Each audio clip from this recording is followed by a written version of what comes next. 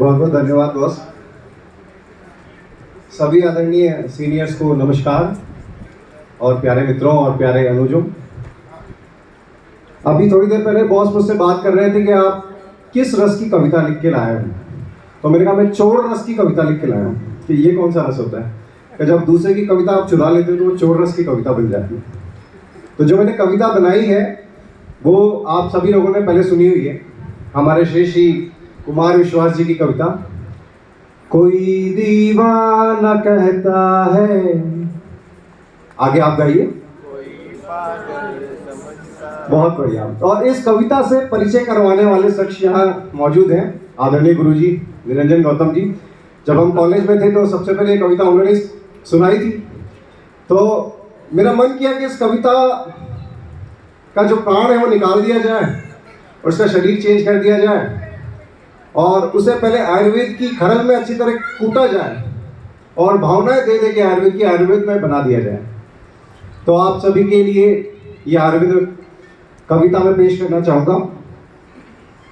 कोई औषधि कहता है। अगर बात आपके मन तक पहुंच रही है तो थोड़ी तालियों के साथ मेरा उत्साहवर्धन करें। कोई अमृत समझता है, कोई औषधि कहता है, कोई अमृत समझता है, मगर रोगी की बेचैनी को आयुर्वेद समझता है। कोई बीमारी दुष्कर है, कोई रोगी पुराना है, ये तो बस वैद्य समझता है या आयुर्वेद समझता है। ये तो बस वैद्य समझता है या आयुर्वेद समझता है कि आयुर्वेद जीवन के जीने की कहानी है। मुझे लगता है कविता में थोड़ा रस नहीं है, ऐसा लग रहा है? तो फिर तालियों के साथ कि आयुर्वेद जीवन के जीने की कहानी है। कभी चरक ने जाना था, आज दुनिया ये जानी है। यहाँ सब लोग कहते हैं कि उनकी बीमारी लंबी है। ये आयुर्वेद अमृत है जिसने पीर जानी है। ये आयुर्वेद अमृत है जिसने पीर जानी है।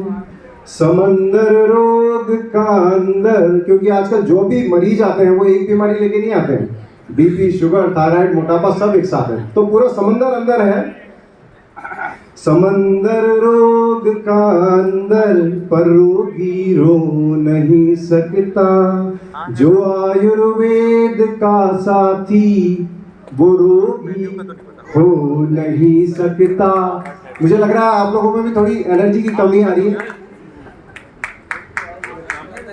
धन्यवाद डॉक्टर साहब, बहुत बहुत धन्यवाद। ग्लूकोन डी पी के आए कपूर धारा में मिला के, बिल्कुल। समंदर रोग का अंदर